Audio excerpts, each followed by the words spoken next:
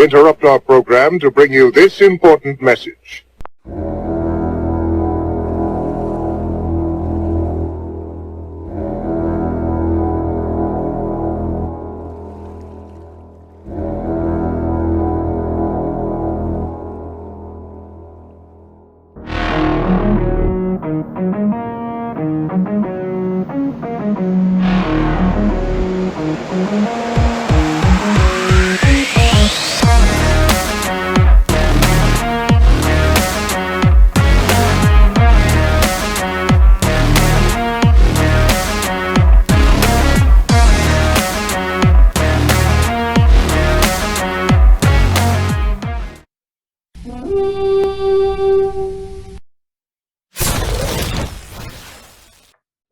Saturday didn't really go all that well for us, I guess. But this is episode 22. 22 of Vikings Uncensored. I'm Rhino, he's Lance, and I guess we don't know anything. No, but we're here anyway. We're just a couple of hacks, man. Yep, or so we've been told by people anyway, but who cares? We're here. We're having fun. We hope we're you guys glad you're here. We're here. Yep. I hope you enjoy us. Yep. So we're gonna kind of do a little breakdown of the disaster at the Dome, or whatever you want to call it, from Saturday, where we played Denver, and then we'll go through some of our thoughts and observations of that, and then later on we'll preview the upcoming game this Saturday against Indianapolis, and a few other things along the way. So with that, we will get started as soon as Lance gets his poop in a group over there. Oh, my poop's in a group, dude. Okay, well, that's all we need to worry about.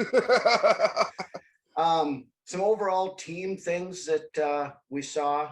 As you guys know, we were down at training camp on Thursday for the joint practice with Denver. And one of the things that we talked about on Friday's show was that, we wanted to see improvement and stuff over what we saw on Thursday.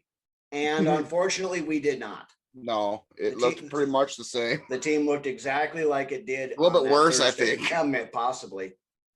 Granted, we had 30 guys, or 31 guys actually, that did not suit up for the game. So Zimmer his theory, I guess, was checking out the 2s and the 3s and seeing who. Everybody in that locker room, including fucking the water boy, got a chance to see a little bit of playing time. Yeah. He looked at everybody on the roster, which is good to hear. But granted, we didn't see the best show. No, and I do feel bad for the fans that actually paid full price tickets to go watch that garbage, but yeah, that's true. And I'm going to preface this before we start, because it's probably going to get into it a little bit, but we need to remember not to overreact, because this is preseason game number one. Yep, and none of the starters played, but a couple other notes here before we start breaking the game down. We had a couple of injuries. Kene Wangu, he was supposed to play a lot this week, and he returned the opening kickoff, and that was about it. Apparently, he has some sort of a knee injury. Now, according to what I saw yesterday or on Sunday, we're recording on Monday here. Right. According to what I saw, then everything looks like it's came back negative. So good. He's probably going to be fine day to day. Yep, kind of a thing. So we'll keep an eye on that. He may play with Saturday, hopefully. Right. But if he doesn't, I guess. And then the other one is linebacker Cam Smith, who was seeing his first action since coming back from open heart surgery last year. He got his bell rung pretty good, and he's in the concussion protocol now. So, he probably will be out next week, but we'll see. Doesn't help his stock very much. No, but yeah, what do you do? Stuff happens. I mean, you really, it's part of the game. Yep. So I guess with that, we're going to start off on the offensive breakdown. The first thing I saw all game long was that the offensive play calling was super conservative. Very, very vanilla. I mean, Not showing nothing. no, I mean, I'm pretty sure that Mike Zimmer, that was probably the one thing that Mike Zimmer loved the entire game, because we were down by 26 points and we're running the ball in the third and I fourth think our quarter. high school team had more of a diverse playbook than what we've seen on Saturday. Yeah, I mean, there was the only creativity we had, it seemed like, in the entire game was sometimes we'd run left and then sometimes we'd run right. So What kind of music do you usually have here? Oh, we got both kinds. We got country and western. we were Maybe switching. throw a jet sweep in there. Yeah, and all the passes were, a little short dink and dunk stuff. They didn't open it up hardly at all. Monde had a couple of good throws down the middle, I thought. Yeah, but they weren't all drill. that deep, though. I mean, I think Right. just counting, I think we threw 1 or 2 passes and maybe went over, in the air over 12 20 yards, Yeah. But so I guess, and then going through that, and I know I'm not a big fan of Pro Football Focus, and Yeah. I made that well known, but the offensive grading, and God, I don't want to hear this. some of this is, for most positions, I really don't put too much stock into it. Now, grading the line, that's one where Yeah. it's helpful. Take a But- look at it. Yeah. Yeah, the top performers, according to Pro Football Focus on offense Saturday, Mason Cole, who is our backup center, had a rating of 85. Wyatt Davis, our third string Yeah. right guard / third string center, had a 78.9. Davis looked good. Yeah, fullback Jake Vargas had a 75.6. Blake Brandel, who coincidentally was the only player I liked what I see out of Blarendel. to play every snap of offense on Saturday, was Blake Brandel. He played left tackle the whole time. He had a 70.9. And then AJ Rose, who we'll discuss in a minute here, had a 68.9. Now on to the good stuff. We'll look down at the bottom 5. I can already about imagine who's sitting there. Yeah, Wap Fillier was a 44.3. Now, of course, he dropped a sure touchdown from Kellen Monde. Shane Zylstra had a 45.2. Ooh. I don't even remember seeing Zylstra out on the field. So some of this is blocking and stuff like that figures into it too. Jake Browning, a 38.4. Yeah, he stunk it up. Cole Cabral, who is a backup lineman, 37.3. And we saved the best for last, ladies and gentlemen. Yeah, here you go. Dakota Dozier, 20.9. Mr. Blutarski, 0.0. Why do we keep this douchebag on our team? And that's with that score. That's the first thing we're going to roll into is how in the hell is Dakota Dozier even in the consideration for a starting spot? I mean, the guy, the first thing I don't care if he's been in the league for 15 years. Get him off of this he team. is god awful. I mean, we knew that ahead of time, but I mean, first thing he does, he's supposed to be a starter. He started last year, and Denver did started off with a lot of their ones, but and we saw the same thing happen on Thursday, and we mentioned it. But Shamar Stephen trucked Dakota Dozier into the end zone, and Dozier held him, causing us to give up a safety. We all love those fucking safeties around here. Excuse my language. Yeah, that's the most pressure Shamar Stephen has gotten in 3 years. Yeah. And then I heard fans, why didn't we keep Shamar Stephen here? I don't want Shamar Stephen here. He's going up against Dakota Dozier. Right. I mean, and then he had another false start penalty, and I would have liked to keep Shamar over fucking Dozier if that was the case. Yeah, but again, Shamar Stephen sucks, and that is why, and that makes this whole deal with Dakota Dozier that much worse. I mean, yeah. At one point, I was watching one play. I can't say Stephen sucks. He's workable. Well, okay, so he's on a higher level. He's just a guy. We'll put it that way. There you go. I'll take that. Yeah, but I mean, at one point, when I was watching, keeping an eye on the offensive line, Dakota Dozier blocked one of his own guys. And that was probably his best block of the day. That's fucking comical. It was terrible. I mean, the guy, there is no way, shape, or form that this guy should even be, he shouldn't even be on the team, let alone in discussion to start. I get this picture of my brain of like Sandra Bullock on Bird Box with the fucking blindfold over her face, and that's Dakota Dozier out there trying to block. Yeah. Sandra I mean, Bullock, come on. Sandra Bullock probably would have had a higher PFF ranking than Dakota. She probably Dozier would have. But anyway, we could rail on Dozier for hours, but we'll move on from him. We all know how we feel, and we all know how crappy he was on Saturday. So the next one, who again was highly disappointing, was quarterback Jake Browning. Yeah, he had a chance to grab that brass ring and solidify that quarterback 2 spot, and he pretty much shit that down the toilets. You blew it! I mean, you know, and we brought this up again from Thursday practice, you know, how everybody before had been talking about how great he was doing everything else. He didn't look good on Thursday, and he looked equally as bad Saturday. I mean, he looked decent that one Saturday night practice, and that was about it. Yeah, I mean, his accuracy was off. He had no zip on the ball. I mean, no, he, you know, that pick six he threw behind the wide receiver. It was a gift. Yeah, there was no zip on the ball at all. I mean, he just lofted it in there. I mean, I could have thrown it that hard. Yeah. That's the third practice / game in a row where he threw a pick six. Threw one Wednesday, threw one Thursday, and then threw one again on the game on Saturday. In my opinion, that quarterback 2 job is now Mon's to lose, in my opinion. Yeah, I mean, I wouldn't give it to Browning.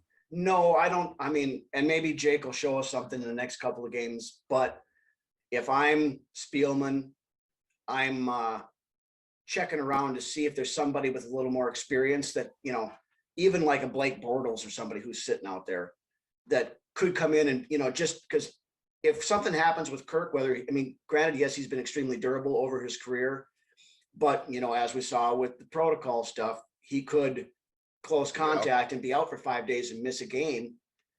Or if, heaven forbid, he actually does get sick, you know, could be out a couple of weeks. I have zero confidence. I think I had more confidence in Sean Mannion being the backup than I do with Jake Browning. Oh yeah, I was thinking that, which is sad, but I mean, it is what it is. But I would just put Mon in that spot and then put it in God's hands and let it play out. Really don't think the team wants to play Mon this year, which we'll get to Mon in a minute here, but right. You know, that was some of the, at least we'll move on with the some of the brighter spots, I guess, that we saw on offense. We hit the bad ones, but so the first one we're going to talk about is Wyatt Davis. Now, the first series or two he was in there, he looked a little shaky. I know he got pushed back a couple of times. Yeah. But after that, once he got feeling comfortable. Yep, got his feet wet a little bit and got going. He played a pretty good game the rest of the time. Yeah. As you know, we showed with the PFF rankings, but it's good. It looked good.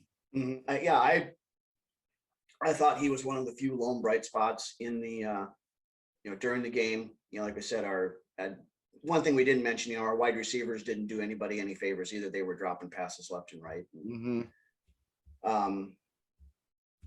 You know, with the way Davis looked, there is no, I don't care what kind of BS excuses everyone wants to come up with. There is no excuse why Wyatt Davis should not be RG2 from this point on. Right. You know, you can't, there is no excuse on earth you can use to try to validate Dakota Dozier being above Wyatt Davis.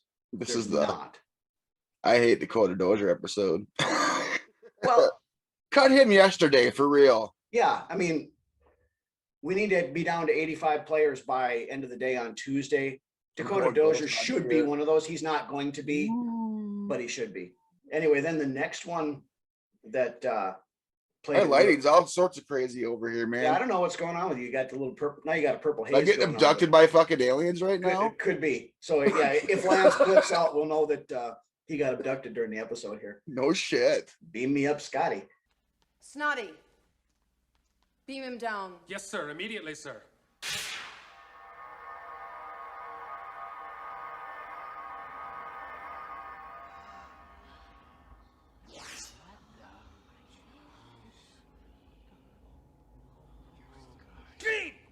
Jeez, what's happened to his head? It's on backwards. But anyway, the next one that we want to talk about, and this we talk about players that seize the opportunity when it's given to them.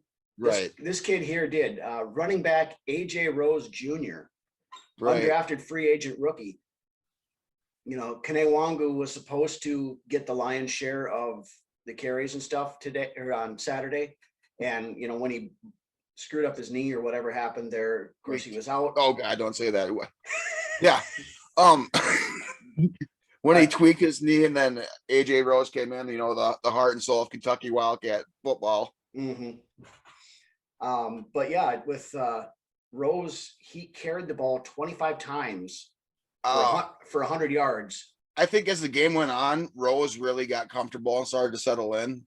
Mm-hmm. At first, I wasn't very impressed, and I think more of it had to do with me not really having much knowledge on the kid and not knowing what to expect. But as the game went on and he got more carries, he started to, you know, I like his patience and how he let things develop in front of him. So, I mean, he did have a good show for pretty much being an unknown coming into the game. Yeah, because I mean, I don't think either one of us are real diehard Kentucky football followers. So I didn't know much about him other than I knew he was from Kentucky, but other than that, I knew absolutely nothing about him. Right. But then he also was our leading receiver. He had one reception for 18 yards. Wow. So that there tells you A, how bad the receivers were playing, and B, how conservative and piss poor the play calling was. Well, Rose put out some good tape, so that's, I mean, good for the kid. So yeah, I mean, he's probably with that game, he's probably pushing Abdullah Oblongata for the RB4 spot. Right. Then of course the other one here that we'll talk about that of course everybody's talking about this is Kellen Monde. You know, originally earlier in the week, Zimmer kind of made the comment that Monde probably wasn't going to. Right. And then I go make a fool of myself on Facebook and say, I don't think Mond's going to be playing today. So that's a little bit disappointing. Well, I've come to find out all reports were that Monde was not going to play. Right. And Zimmer is unlikely to play. Yeah. And Zimmer even said that like Wednesday or Thursday in this little after. So that's what I was basing my thought process off of there. But when I seen him come out, I was pleased. So, right. You know, and then after the game, somebody brought it up to Zimmer. I don't know if it was Zolgad or Courtney, one of the writers anyway, asked him, well, you know, about saying that Monde wasn't going to play. And Zimmer's like, well, I never said that. But anyway, you know, just kind of watching Monde, you know, his stats really weren't that great. 6 of 16 for 53 yards. But, you know, as we mentioned earlier, he had one sure touchdown, which I think still was a touchdown, but apparently the officials don't think that Walt Fillier had control of the ball long enough. I don't think it was a touchdown because it did pop out. Yeah, but I mean, he had both feet down before it popped. I mean, of course, it's that football move. What's a catch? What's not a catch, I suppose. Right. But I think the ball was still moving when his feet touched and then it popped out. So, I mean, it's got to be held, you know, for a certain period of time without it moving around. Yeah, you have to hold on to the ball, get both feet down, make a sandwich. This whole catch thing has been going on for years, man. Right. What's a catch and what's not a catch? Yeah, but regardless, he should have had a touchdown pass. He should have. The 2-minute drill, you know, in the end of the first half, I thought Monde looked good in that. He did a really good job. I thought operating that with the plays that were called. I mean, we're 8 years into the Mike Zimmer administration now, and he still can't run a 2-minute offense to save his life. No, he is one of the worst time managing coaches in the entire league. Yeah, doesn't know how to use timeouts right. I mean, they're calling. No, it's mind-boggling and it's hair-pulling, and it's pissed me off numerous times in the past. And when he decides to call timeouts, how he manages the 2-minute drill, 4-minute drill, it's mind-boggling to me. Well, and we're under a minute to go, and they're running the damn ball. Yeah. Yep. So things like that. And then we get down there on 4th down. At that point in time, we were already down 23-3 or whatever the heck it was. It was nasty, is what it was. Yeah, but 4th and short, let your rookie guy see what he can do. I mean, at that point in time, the score is irrelevant. That field goal, chip shot field goal from 25 yards that we made really meant nothing. Let Monde work his magic and see if he can score a touchdown on that with one more play. Right. They're protecting him, I believe. Which, Yeah, but I mean, it was the play call. I mean, this is the perfect kind of game where you want this kid to get out there just to see what he can do. playing from behind. Yeah, I mean, there's no pressure. There's nothing. Just kid, go out and show us what you got, and open things up a little bit. Let him. I can understand that thought process. Yeah. I didn't get the play calling at all. I mean, I know I should because it's Mike Zimmer, but we're down by 23 points. Yeah. Yeah, but all we're doing is run the ball, You're right. Let's see what the kid brings to the table. Yep. I was more frustrated with that than anything. I mean, but beyond that, I mean, that's most of the offensive breakdown anyway. So with that, we'll move on to the defense. And, we said on last Friday's episode that, we wanted to see improvement off of what we saw on Thursday down at training camp, and we didn't. No, it was almost worse. The secondary was the same exact issues that we saw outside of Chris Boyd as a bright spot. Yeah, I mean, there were Rat had a decent night too, I think. There were holes in the zones. There were, they were getting burned by the same guys that were burning them all week. KJ Hamler was the big one. Yep. The tackling was terrible. Tackling and technique was just non-existent. It looked from a lot part of the game like these guys didn't even want to be out there. Right. Go ahead. One of the big guys I was really disappointed with was Cam Dantzler. Mm-hmm. He really stunk it up and looked like shit. Yep. And that one, he gave up the 80-yard touchdown to KJ Hamler. He wasn't even close to the guy. He was jogging behind him. Yeah, he wasn't running full speed. Now I know that my brother had noticed as well while we were at campus. You've seen a lot of Cam Dantzler hanging his head. What's the deal? Well, and with that, I was listening to Ben Lieber on the radio here. I think it was when I was coming home from practice on Thursday.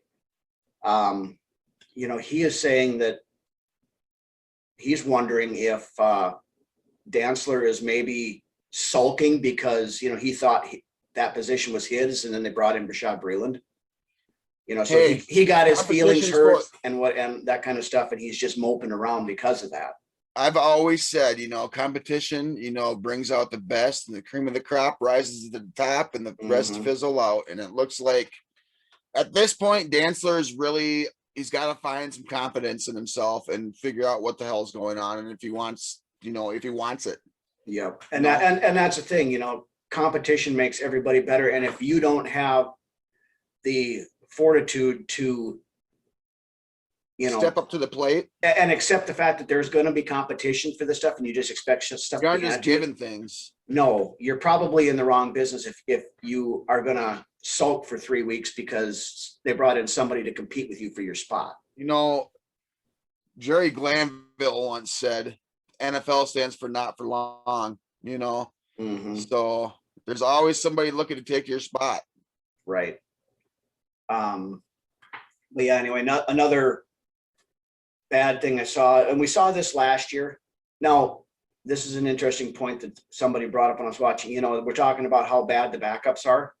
Well, all the backups this year are the guys that were starting last year, and as horrid as our defense is, most of them haven't gotten any better the way it looks. Right. But the lack of discipline. Outside of a few bright spots, I did notice. Yes. Yeah, but we had another problem. We had this problem last year, and we had it again on Saturday. Untimely defensive penalties on 3rd and short, which gives the other offense a free first down. We're jumping off sides. There's a lot of non-discipline on the team when you're getting those offsides and false starts. Yeah. Put our shit together there. Right. And more talk on the secondary, but other than Dantzler, the safeties, a lot of times they were lining up in the wrong spots or not going. And I think that was part of the deal with that 80-yarder that Dantzler gave up, was he was supposed to have safety help over the top, and the safety went the wrong way. But so, for Zimmer supposedly being this cornerback and defensive back guru, those guys look awful. if you go back and you look through all the fucking corners we've taken in the first round and have like panned out, it's not very good. You know, and well, I mean, just in the last few, we've had Mike Hughes, who's no longer on the team. Granted, Hughes's issues were more injury related than Zimmer's first corner pick and Trey Waynes. He wasn't much of anything. Yeah, I mean, he was okay, but you know, and then of course the Gladney issue, which we're not going to get into. And now Dantzler was a 3rd round pick. So he, you know, but still. But this guy's the quarterback whisperer. Right. You know, and Dantzler showed promise at the end of last year. You know, he was one of the better cornerbacks in the league. He did. Yeah, he had some good. And now he just. Starting to PFF anyways, yeah. Yep. He's looking like somebody ran over his dog on, just before he came to practice, or, a loved one died or something. I think somebody punched him in the gut this offseason when they took a shot to his confidence when we brought in Breland, and we're looking to better ourselves and, not necessarily take his job away, but hoping he would step it up and show what he's got. So, and unfortunately he went the other direction. Right. And that's what happens. Yep. But anyway, we'll move on to some of the brighter spots, I guess, in the defense, even though there wasn't a lot. The big one I saw was Chris Boyd stepped it up. Yeah. He looked good against, Judy. Yeah, he was one-on-one with Jerry Judy, and he had 2 really nice pass breakups. One would have been big time in a real game, would have been huge. And the other one was he broke up one on a long pass, and one would have been a touchdown that he got. Yep. So, I thought he looked really good. He was far and away the class of our secondary. You know what? That's good for him, though. Good for you, Chris, for real. Yeah. Way to show out. In his 3rd year, he's stepping up a little bit. He has shown bright spots in the past, but he's been wildly inconsistent. Consistency. Mm-hmm. Then a few other notes. Chaz Surratt, I did notice him out there. He had a pretty good game, I thought. But Surratt's always been known to be everywhere. Even in college, he was all over the field. Which is a good thing to have out of a linebacker. Yep. I'm glad we got him. I think his best days are ahead of him. Oh, absolutely. I mean, he's only played linebacker for a year, so he's still incredibly raw, but I think there's a lot of potential there. I do too. And then the other 2, our quote unquote starting defensive ends, Weatherly and Wanham. Weatherly was really, really disappointing. Wanham, you never really seen, and he didn't really make mistakes, but he wasn't making plays. Yeah, they weren't getting in there or anything. Now, Weatherly was disappointing to me on Saturday night. Yeah, and like I said, I wasn't impressed with Wanham's play either. I didn't see him getting in the backfield at all or anything like that. Mm-hmm. But on the plus side, our 2 rookie defensive ends that we brought in, decent. Yep, Patrick Jones II and Janarius Robinson. Both of them I thought had pretty good games. I know Patrick Jones had a really nice TFL on the running back. He got in the backfield and blew the play up. Literally blew it up. Literally. I mean, he powered in there. It was a sexy play for sure. Yep. So he showed up on that, and he had a couple other nice plays. Janarius Robinson also had a nice tackle for loss, and then he almost had an interception. Should have had an interception, but he dropped it. So, I mean, I think those 2 guys showed up, did themselves some favors. Dude, Robinson is like an albatross, dude. That wingspan on that boy. Mm-hmm. God, if he can learn how to use those arms and that length that he has there, it's all, it's all gravy. Yeah. Well, and both of them. I mean, I really like what Jones, I saw out of Patrick Jones too. So I think those 2 kids are going to be good. Yeah, I believe so as well. But I think we see a little bit more of Jones right away, but I think in the coming years, and I mean, a year or 2, you'll start hearing Robinson's name a little bit more too. Mm-hmm. But I mean, it'd be nice to see it. The sooner the better. But be patient. He'll come. He'll come around. So that's, I think, most everything we got on the defense. Unless you got anything else. I don't believe so. I think we covered everything pretty well. Okay. So then we'll move on to the special teams. We didn't have there again, not a lot of bright spots. Right. Well, Joseph, as far as kicking field goals, he looked good. He made both of his kicks, so he was 2 for 2. Emir Smith-Marset did have one nice return. I know he brought it back out of the end zone and got it up close to the 30. He was disappointing to me. Yeah, on Saturday. Yeah, he didn't do hardly anything at all, in the receiving game, and other than that one kick. One thing I'm noticing out of Amir is he's got a little bit of a confidence thing, and he's a little bit overconfident. If you ask me, he's big on himself. Mm-hmm. In my opinion, he's betting on himself, which is, in some cases it's good, but overconfidence is also can be bad.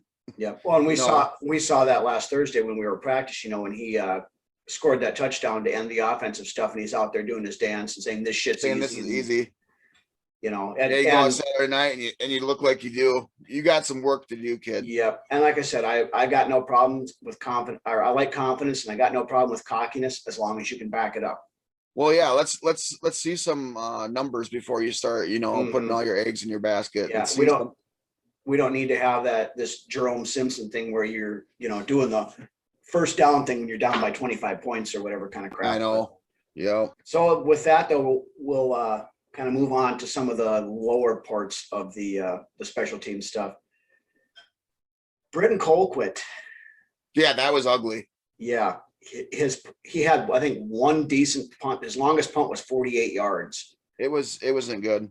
No, I think he had I'd be bringing somebody in to compete with him for the punting position for sure. And that was one thing Zimmer said in his post-game press conference, that the punts are a concern and they're an issue.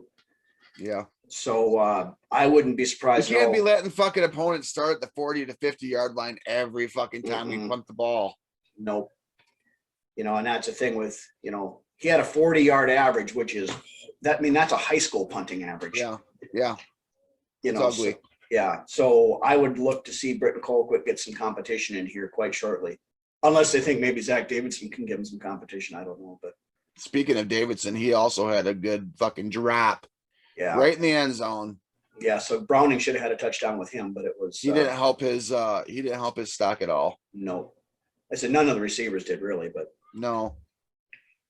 And then the coverage teams again we saw this on Thursday again. And we saw it again Saturday that they're not good. I mean, we had one good stop, and that was by Medalist, I believe. He caught him down on like the 10-yard line or whatever it was. And that was the one bright spot on the coverage unit. Mm-hmm. We had after that bad first half, and when they talked to Zimmer at halftime, he was talking about how bad the coverage and stuff was. And then the very first play after they come out from halftime, they give up a kick return, into Vikings territory. Yep. So I don't know if the players are tuning Zimmer out on some of this stuff, or especially during the preseason is, for me, the special teams is under a microscope because you're seeing what you see on special teams, and a lot of these guys are fighting to get those spots. Yeah, and that's where a lot of these rookies and young guys and stuff are going to either make or miss the team, is getting on special teams. And there really wasn't much. Nobody stepped up and said, "Yep, I want this, and I'm going." Well, Medalist is probably the only bright spot from special teams that night. Yeah, but I mean, he likely is probably going to make the team as a backup safety anyway. Yeah. But as the backups, they do have to play special teams. But and Metellus was good on special teams last year too. So. Yeah. So with that, we're gonna roll out a new thing here that we're going to do during the regular season, but we figured we'd give it a test the waters. Test the waters this week at the preseason game. We're going to have our weekly awards segment where we're going to celebrate the best and the worst of what happened in the prior games. So we'll start off with the first award. We're going to call this one our Badass of the Week. Who is that guy? Whoever he is one tough badass. So anyway, who do you have for your Badass of the Week, Lance? I'm going to go with Rose Jr., honestly. He, as the game went on, settled in, got comfortable. He put out some good tape for himself and honestly was one of the only bright spots on that offense other than, I would say, Monde. But he was used so generically in vanilla, whereas in, Exum's got to make – or not Exum. Exum Jr. Jesus. Rose. Rose Jr., he's got to make I don't know. I liked what I seen out of Rose Jr. Not really knowing the kid before the game and coming in and doing what he did and looking better as the game progressed. I'll go with Rose Jr. Okay. He was going to be my honorable mention, but the guy I'm picking for badass of the week is going to be Chris Boyd. There you go. I think, you know, he like we talked about earlier, he was one of the guys who really stood out on an otherwise piss poor defensive showing. You know, going up against Jerry Jeudy, who is one of the better young receivers in the league and probably was second best receiver that came out last year after Justin Jefferson. Right.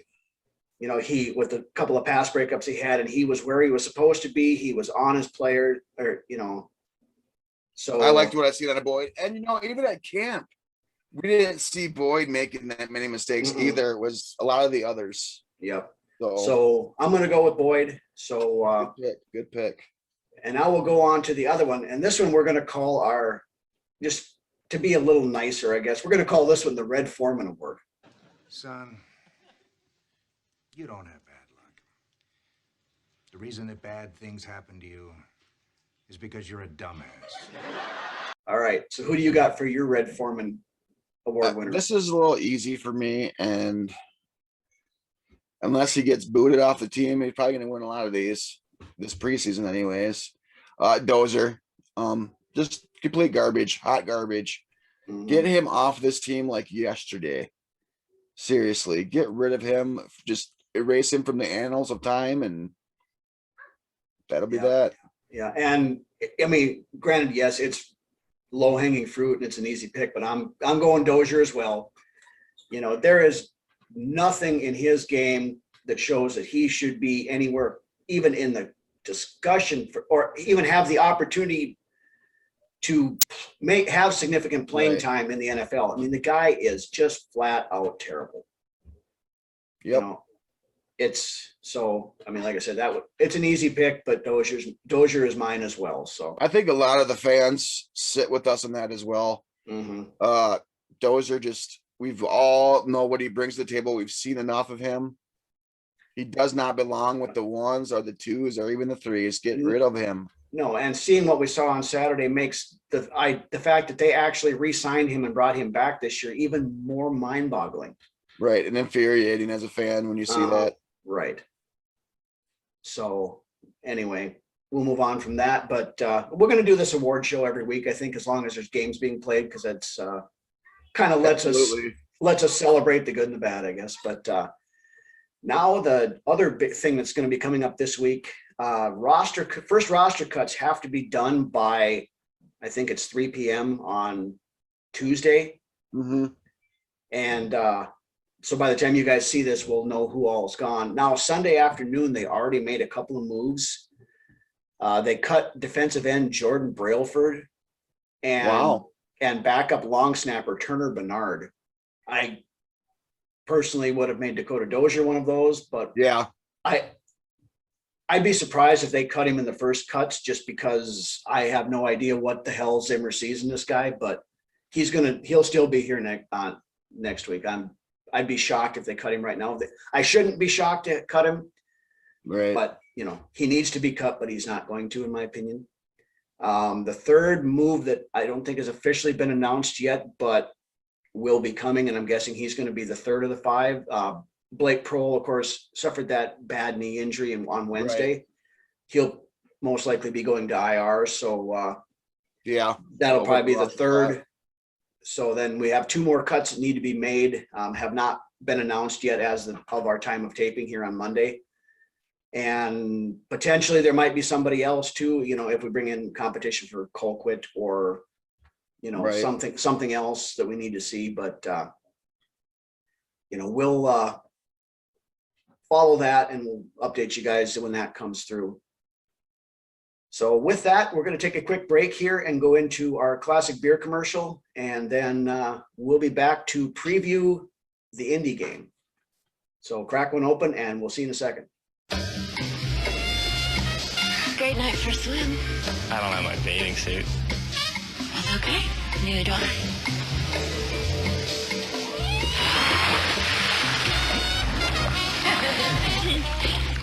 Look at the moon. What could possibly make this moment more perfect? With a great taste that won't fill you up and never let you down. Make it a Bud Light. Okay, we're back. And now coming up this Saturday, which will be, of course, you're watching this Friday night. Saturday night at 7 p.m., I believe, Central Time, the Vikings are hosting the Indianapolis Colts in the second preseason game.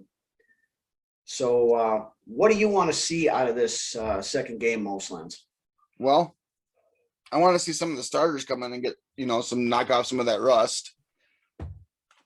I want to see what, guys like Patrick Peterson and Rashad Breeland are bringing to this defense. I want to see them, obviously, in a very conservative role. I don't want to see them for too much because I don't want them to get injured. But I'd like to see them at least. We didn't even get to see them at camp, so I want to see more consistency along the offensive line. I want to see some more out of Wyatt Davis. What this line might look like more towards the beginning of the regular season. On defense, I want to see that secondary take a step up. Overall, as a team, I want to see less flags because we had a lot of ugly, undisciplined flags this last game, and I wasn't very impressed with that. And a couple of those flags came on third downs where we could have shut them down, and they were jumping off sides, man. So I want to basically see better secondary, open up the playbook a little bit more, and better disciplined play and come out hot, quit lollygagging in the games.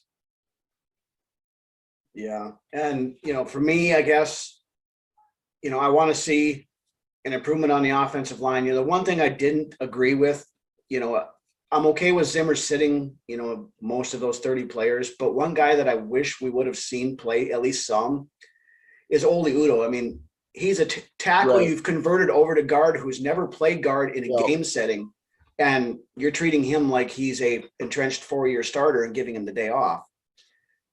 No, They should have played him for sure, yeah. unless there's some injury risk going on But- there. Or but, whatever. yeah, They I should mean, have played him. Yeah, I mean, are they that worried that he's going to get injured and they would have to turn to Dakota Dozier or something? I don't know. I want to say that. Yeah. I want to see Wyatt Davis running with the twos this week. Yeah. I don't want to see Dakota Dozier on the field. I mean, we probably will, but I don't want to see him on there. Like you said, opening up the playbook a little bit. I understand that you don't want to show your hand in the preseason, or Right. whatever, but come on. Right. Throw the ball down the field a little bit, Like I said, my high school coach called a better diverse game than what we've seen on Saturday. Right. So open things up a little bit more. I want to see if Browning can recover off of that poor showing. Grant Kirk will probably get a series or two, and that's probably about it. Yeah. See, and if Browning doesn't perform better, then I think we really do need to start looking for a competent backup quarterback, because I still believe that in there. I still believe that the team doesn't want to have Monde in the position where he might have to play significant time, which I agree with. I mean, looking at Monde, there's a lot of bright spots there, but he's going to need time to develop. I don't want to rush him and wreck it. As far as the defense goes, I want to see more pass rush coming out of these guys.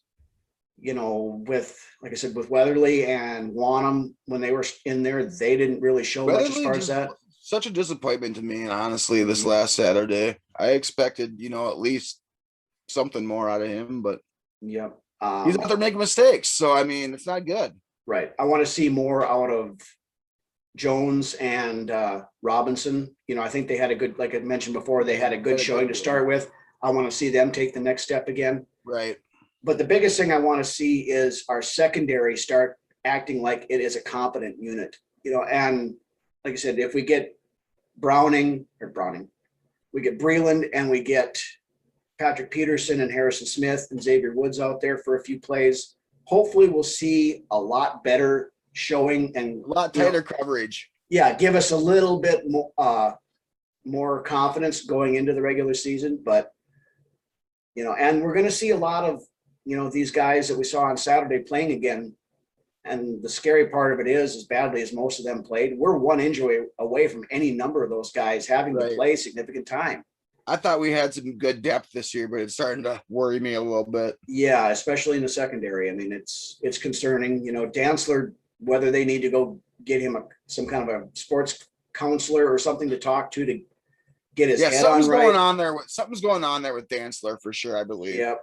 Whether he needs a swift kick in the ass or what is going on with him, they need to figure that out. They need to figure it out. I was saying, he was walking around all day Thursday with his head down. So something's going on with Dantzler. Yep. And beyond that, I want to see improvement on the special teams coverage teams. We got rid of Marwan Malouf and got our new Ficken coach in there. I want to see some. And it doesn't look any Ficken different than what it did. I want to see some Ficken improvement in our Ficken coverage. That's the biggest thing. But other than that, again, the most part is to come out of there healthy without any significant injuries of any sort. So we can, and there will be another cut down at, next week. So kind of see who's going to step up and say, I want to be on this team, and who's going to kind of fall by the wayside. So that's the big thing. Big things I want to see. Score is really irrelevant. It'd be nice to win, but right. I don't invest a lot in the scores of the preseason games. No, I just want to see improvement across the board, basically on, in all facets of the game. Because right now, I'm not feeling very confident about this team the way it looks. Right. As far as depth goes, anyways. Right. So in a few areas. Yep. So that's basically all we got for this week, unless you've got anything else, Lance. I think that's it. I think we basically covered all the bases. Yep. So with that, I want to thank everybody for showing up and watching again. Remember, if you like what you see and you're not subscribed to the channel, we'd really appreciate it if you hit that little subscribe button and the bell down in the corner down there. Helps us out a ton. Keep watch on our social media pages. The Facebook page is really active, and Lance is putting stuff on Instagram and TikTok and things like that too. Follow us on those channels on Twitter, and also find our audio version of the podcast is also available on most of your standard audio cast channels. So look us up there. We're there too. If you're out on a road trip or driving down the road and want to listen to us, you can download us and listen to it that way. But with that, again, thanks everybody for watching. And why don't you take us out of here, Lance? Hey guys, thanks for coming this week. We appreciate it. I would say don't take that panic button out quite yet. It's a little early. It's the preseason, fellas. None of this really means anything. They're glorified practices is basically what we're seeing. So, and there's a reason why we have preseason, is to prepare ourselves for, the meaningful games and weed out the good and take out the bad, So that kind of sounded shitty, but we want to keep the good and weed out the bad. There we go. So don't panic. Let's go through the process, and we'll see what we come out with week one and go from there. Once again, I want to thank all these groups on Facebook that let me come in there, share Vikings news, plug the show. We really appreciate that. You're a big part of what we're doing here. You bring a lot of our viewers in, and for that, we appreciate you guys all the groups out there. And with that being said, we will all come back next week and watch the show. We'll see you then. We'll see you guys.